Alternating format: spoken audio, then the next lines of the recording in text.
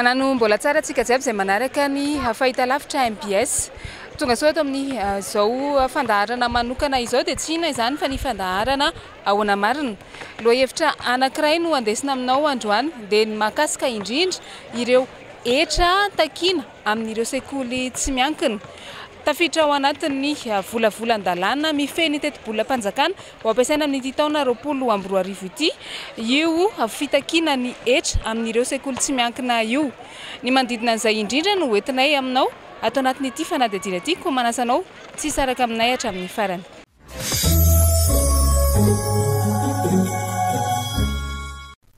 Andin-dalàna vitsivitsy momba ny fandoavan-ketra no voakasiky ny fanovana tao anatin'ilay volavolan-dalàna mifehy ny teti-bola-panjakana ampiasaina amin'ity taona 2024 ity.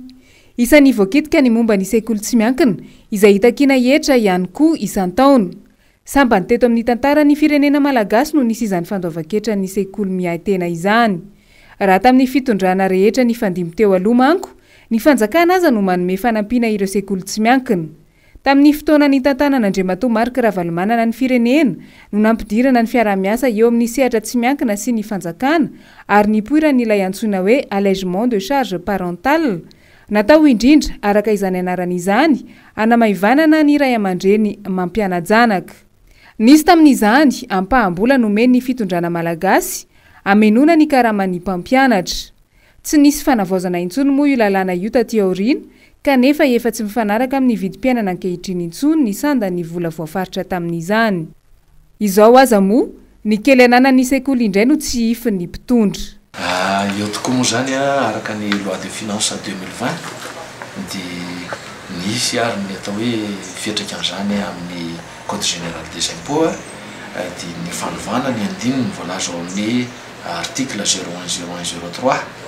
Io andininy io moa zany tamin'izy mbola tsy niova dia hoe ny vola miditra amin'ny sekoly izay marihana moa fa ny écolage ny tena fidiram-bola vaventy any amin'ny sekoly. Ny vola miditra any dia natokana hampandehanana ny fiainan'ny sekoly mandeha araka an'izay hoe fiveloman'ny sekoly, fonctionnement sekoly, hampandeha tsara ny asa fanabeazana ao amin'ny sekoly io.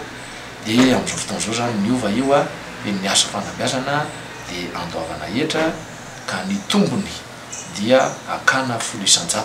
Zay zany ny tombony eo. Anefa koa mbola misy koa le fanamarihana hoe ny hetra tokony aloha dia raha hetsy ariary tokony tsy latsaka zay raha hetsy ariary zay. Dia zay zavatra zay zany somary mampisy ayasy fisalasalana bebe kokoa ao. Ny asa fanabeazana dia tokony tsy hitakiana hetra novinanaovina. Ny fitondranam-panjakana amin'ny fandimby teto amin'ny firenena dia tsy nitaky hetra novinanaovina tamin'ny asa fanabeazana.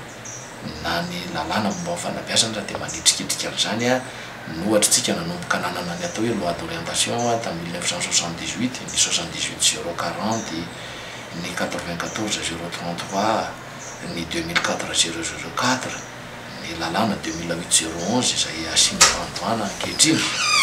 Io lalàna rehetra reo dia samy nanizingizina nametraka ny atao hoe partenariat public privé, fiaraha-miambinantoky ny miankina sy ny tsy miankina amin'ny asa fanabeazana. Ka raha vao manana ny atao hoe autorisation d'ouverture izay mifanjakana ihany ny tompona andraikitra amin'ny famoahana an'izany, raha vao manana an'izay ny sekoly dia manana anjara asa mitovy amin'ny ministeran'ny fanabeazam-pirenena. Ny saram-pianarana alohan'ny ray aman-drenin'ny mpianatra no fidiram-bolan'ny sekoly miaitena rehetra eto Madagasikara. Io vola io no miantoka ny fampiodinan-draharaha rehetra ao amin'ilay sekoly. Midangana loatra tsy ho zakaka ny ankamaroan'ny sekoly tsy miankina ny hetra takian'ny fanjakana amin'izy ireo araka ny volavolan-dalàna mifehy ny teti-bola-panjakana amin'ity taona 2024 ity. Raha ilay farany ambany takian'ny lalàna fotsiny no anaovana kajy tsotsotra dia mitentina 3,770 sy iray tapitrisa ariary isan-taona no hotrohan'ny fanjakana malagasy amin'ny sekoly miaitena rehetra. Tsy maintsy any amin'ny ray aman-dreny mampiana-janaka ihany no handrin'ny rihatra amin'ny fanenjehana io hetra takian'ny fanjakana io. Raha resaka hetra zany dia tsy tokony ho tonga ao an-tsaina mihitsy hoe hitaky hetra amin'ny sekoly. Dia raha mijeritsika zany zao amin'ny resaka pourcentage ny sekoly tsy miankina raha Madagasikara dia mahatratra ny amin'ny 15 732 écoles, 15 732 écoles ny école privée. ary io zany raha ohatra ka mipetraka le raha etsy isaky ny sekoly amin'ny exercice anankiray araka vilaza le andiny talàna dia efa tafakatra hatrany amin'ny 1,573 millions 200 000 ariary tafakatra hatrany io raha ohatra ka apetraka arak'izay. Raha ohatra ka miezaka manenjika an'io zahay dia voatery amorony ray aman-dreny mpianatra hoe zao ny écolage nitakinay taminareo tsy maintsy enjehana nefa ity etra ity indrindra miampy an'io hoe tokony tsy ho latsaky ny ray etsy io dia tsy maintsy manao fitadiavam-bola hafa indray ny ray aman-dreny mpianatra hanetsenana an'izany dia inona mety ho fetraka an'izay tsy voatazona intsony le hoe mety hoe éducation de qualité ka eto zany dia tena hoe tsy ho voenjika tsy ho tratra zay hoe tena hoe andoavana an'io zay. Ary raha ohatra aza ka hoe sekoly mba matanjatanjaka dia mba misy tombony amin'le hoe 10% alaina manjary tena hoe tsy ho afaka hivelatra loatra ntsony izy amin'ny resaka fanatsarana fotodrafitrasa fanotarana salle de classe ny fampiakarana ny karaman'ny mpampianatra etsy an-daniny. Ary rehefa misy zavatra tsy ampy amin'ireny dia ny ray aman-dreny mpianatra foana mivoriana dia eo misy fetraka ny goavana zay rehefa eo zahay manomboka hoe miantso ny ray aman-dreny mpianatra nydinika zavatra ohatran'izao dia na ny fahitan'ny ray aman-dreny mpianatra ny fanjakana azy amin'izay fotoan'izay dia mety mamperitreritra ihany. Tsy mandany ampiarana ny lalàna amin'izay mini mandika izany ny vovonan'ny sekoly miay tena eran'ny Madagasikara. Tsy tokony atao ambany zavatra nefa ny anjara biriky entin'ny sekoly miay tena amin'ny fanampiana ny fanjakana sy ny fampandrosoana. Miainga amin'ny fitsonjovana ny manodidina, ny sahirana ary ireo karazana olona marefo eny anivon'ny fiarahamonina malagasy mihitsy izany. Tsara ihany koa ny manamarika fa mitana anjara toerana lehibe eo amin'ny fahafahan'ny zaza malagasy manohy ny fianarany lavidavitra kokoa ny fisian'ny sekoly miay tena. Raha ny antotanisa manko ny EPP na ny école publique privée ihany no betsaka noho ny sekoly tsy miankina, fa ny CEG sy ny lycée kosa dia tsy maharaka ny hamaroan'ny mpianatra malagasy satria ny sekoly miay tena no betsaka kokoa noho ireo sekoly miankina amin'ny fanjakana. Jery an'ilay sekoly eto ivelany tompona andraikitra angamba dia misy sekoly mijoalajoala dia mampiditra vola dia makaiza amin'ny volan'ireny dia mariana aloha fa ireny sekoly ireny somary lafo tokoa ny écolageny kanefa izay écolage lafo zay dia itsonjovany ny maha izy azy ary hitazomana n'ilay atao hoe éducation de qualité. Raha ohatra ka ahena ny écolage tsy voatazona intsony ny maha izy azy. Ary eto amin'ny firenentsika koa moa dia malalaka ny ray aman-dreny mpianatra amin'ny sekoly ampianaran'ny zanany raha tsy teny afa-tsy ny lalam-pandrenana ny 720 dia mametraka an'izay hoe malalaka ny ray aman-dreny amin'izay sekoly fidiny ampianarana ny zanany. Dia ny ray aman-dreny eto amintsika moa mitady an'ilay atao hoe éducation de qualité dia ny zavatra misy koa ankehitriny dia mifampitoviana lenta ny asa fanabeazana sy ny asa fitadiavam-bola, ny sekoly sy ny orinasa mitady vola. Raha sanatria ny sekoly tafiditra amin'izany fitadiavam-bola zany dia adidy ny fanjakana manara-maso azy mijery hoe manaona tokoa dia manara-maso ary mampiatra ny lalàna manan-kery eto amin'ny tanjona fanjakana.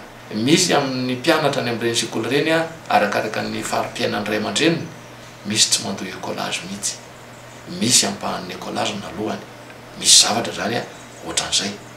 Ary misy koa azy raha ohatra hoe sekoly ny fikambanany religieuse zay asa rehetra tanterahany eo dia tena anaovan'ny sosialy raha mandray ohatra mivantana mialatsiny amin'ny fikambanana zay voakasitio raha iresaka ohatra hoe Saint Joseph de Cluny Andohalo ohatra zao dia efa misy ary eo atao hoe cas sosialy eo anivon'ny sekoly hoe tsy mandoa écolage ary mandoa amin'ny ampahany sy ny sisa rehetra fa avy eo indray ny fikambanan'ny sœur Saint Joseph de Cluny raha mandeha makao androy be tsika dia tena tsy misy afa-tsy asa sosialy fikarakarana ireo mahantra fadiranovana dia maro amin'ireo fikambanan'ireo no manao an'izany.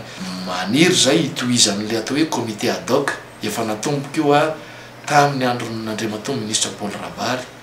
Ny comité ad hoc zany dia misy ny ministère anankitelo avondrona ao anatin'ny comité io dia eo ny fanabeazana, eo ny fitantanam-bola mpanjakana, eo koa ny asa mpanjakana sy ny asa lalàna sosialy. Dia ireo zany dia hijerena akaiky mihitsy ny hoe inona ny anjara toeran'ny fanabeazana, ny asa fanabeazana dia eo mazava loatra hoe manoloana ny hetra tena hoe hitakiana hetra ve izy eo ihany koa ny resaka sosialy any amin'ny knapsa hatrany amin'ny code de travail aza tokony jerena satria hatramin'izao zany hoe asa fanabeazana zany a dia mbola tafiditra amin'ny secteur agricole. Tsy voatery ahazo tombony ny sekoly iray ao anatin'ny taom-pianarana iasany. Matetika aza no zara raha mahavita mampandeha ny taom-pianarana diavina ny vola miditra amin'ny sekoly tsy miankina. Anampitrotraka ny fahantrany vahoaka madinika ny fampiarana io lalàna momba ny hetra alaina amin'ny sekoly miay tena io, satria na tiana na tsy tiana tsy maintsy ho izy ireo ihany no hasaina ameny ny banga anenjehana ilay hetra, raha tsy izany mety afara amin'ny fikatoana ilay sekoly ianaran'ny zanany.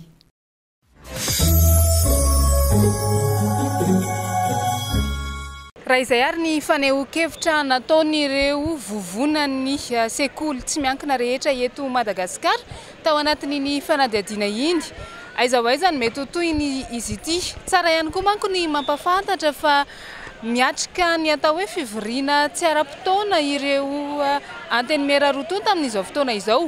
Izy ireo ihany koa no tena everina fa handany an'ity lalàna izay mifehy teto Bolampanjakana ho ampiasaina amin'ity taona 2024 ity. Tsy ny eo amin'izay hetra alaina amin'ny sekoly tsy miankina izay ihany no nisy fiovana tao anatin'iny lalàna, fa nisy ihany koa ireo voakasika hafa izay hoentina aminao anatina fanadihadiana hafa ihany koa amin'ny fotoana manaraka ny mahakasika an'izay. Izay aloha no azo natolotra tamin'ity androany ity, ametraka ny veloma mandrapitafa ho amintsika jiaby amin'ny manaraka. Veloma tompoko.